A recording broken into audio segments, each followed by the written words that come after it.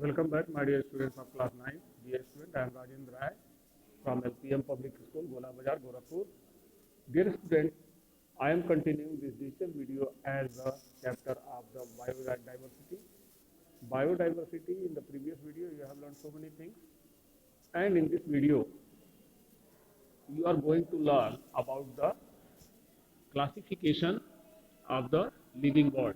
My dear student, as you know, on the basis of the cell structure, Carl von Linnaeus and R.H. Whitaker classified the whole living world into the five kingdoms. Kingdom 1, that is Monera; Kingdom 2, that is Protista; Kingdom 3, Plantae; Kingdom 4, Fungi; and Kingdom 5, that is Animalia. Dear student, come to this kingdom first, that is Kingdom Monera. Dear student, Kingdom Monera, including all the microscopic acellular living organisms, including all the bacteria, and the study of the viruses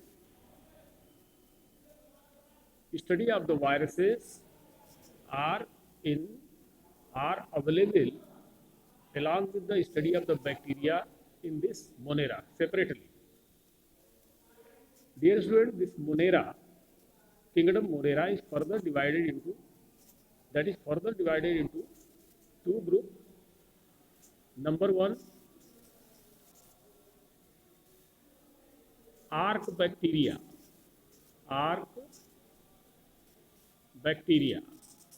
Number 1, Archaebacteria.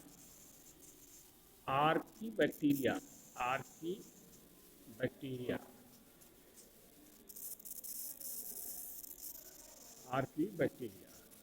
So dear student, number 1, that is Archaebacteria. Number 2, that is Eubacteria. Number 2, this Monera get divided into two sub-kingdoms or two divisions, Archaebacteria and Eubacteria. This is Eubacteria.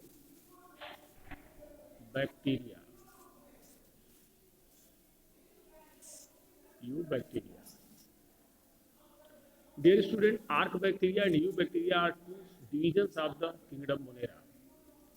And now come to the first, that is the Archaebacteria. My dear students, Archaebacteria are the bacteria which are found since the origin of life on the earth. They are the primitive bacteria, and further they get classified into three groups. Number one, that is methanogenic, the bacteria which produce methane gas. Methanogenic, the bacteria which produce methane gas, they are called methanogenic. And number two, thermoacidophile, that is second group of the Archaebacteria. These are the bacteria which are able to produce the acids, and they are able to survive at the temperature that is beyond 1000 degrees centigrade. That is why they are known as the thermoacidophiles, and they are found in the hot springs around the world.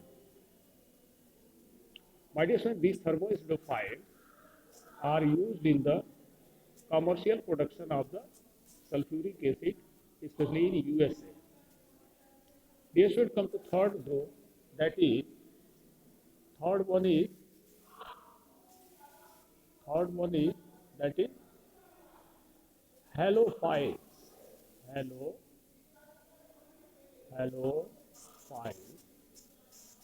And these halophiles are found across the world in the different types of the streams, lakes, ponds, sea, etc. These are the third type of the bacteria. They are cosmopolitan in the world. The word cosmopolitan, you can say in Hindi, this is sarvatra vyapi. So these three groups are found in the kingdom. These three groups are found in the sub-kingdom are division, Archaebacteria. They are methanogenic, thermoacidophile, and third is halophile. My dear students, come to next. That is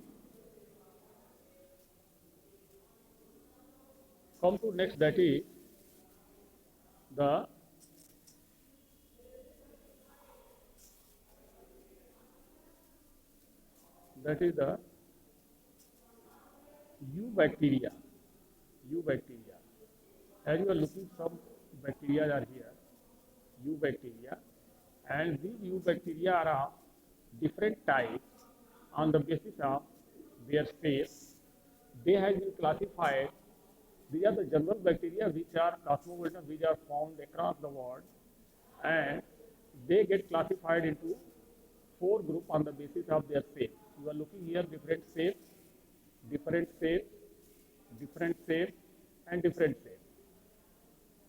So, my dear students, come to first, that is round shape, and this round shape called coccus.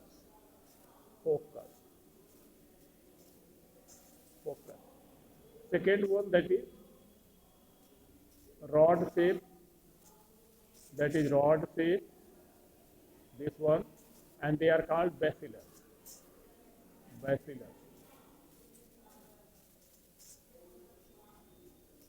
So these two groups, cocci and bacilli are the plural of this word coccus and bacillus.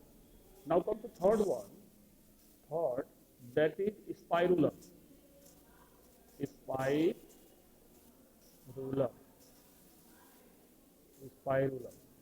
So this is the third group of the eubacteria, that is spirulum. They are spiral in shape. And come to fourth one, my dear students, fourth is the comma shape, that is vibrio. This is comma, and they are called vibrio. So these are the four group classification of the eubacteria that comes under the kingdom Monera. So dear students, these are the bacteria. And these bacteria, like Streptococcus, Spirolos, that is spirulum. These are the coccus. If two round-shaped bacteria get united, then that will be called the Diplococcus. Three will be united, then that will be called the Triplococcus, and so on. And these bacteria are the bacillus. This is bacillus. This is spirulum. This is cocci. This is coccus. Streptococcus pneumoniae is the example of the cocci bacteria. Lactobacillus is the example of the bacillus bacteria, and Rhizolus, that is the example of the spirulum, and Vibrio cholerae, that is the example of the Vibrio comma-shaped bacteria. Dear students, while studying this kingdom Monera and studying these common bacteria which are found around us every time 24/7, then you have to understand the structure of these bacteria. These bacteria, these Moneras, they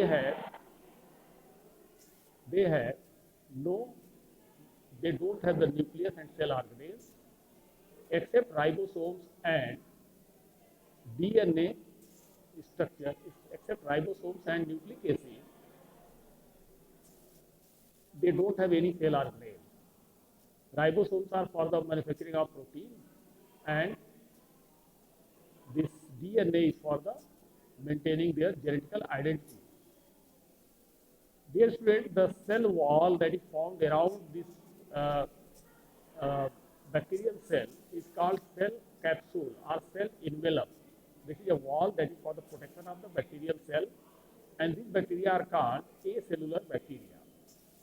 So bacteria may be the different shape, may be of the different shape and size, but their internal structure is something like this, that they will have the villi, that is extension of the cell, and they will have inside it, they will have the nucleic acid as well as the ribosomes in the cytoplasm, covered by the cell envelope that can protect them in the unfavorable conditions. So dear student, this is the internal structure of the Monera bacteria. And my dear student, one more bacteria that is also found in the group, in the kingdom Monera, and that bacteria is cyanobacteria. That bacteria is cyno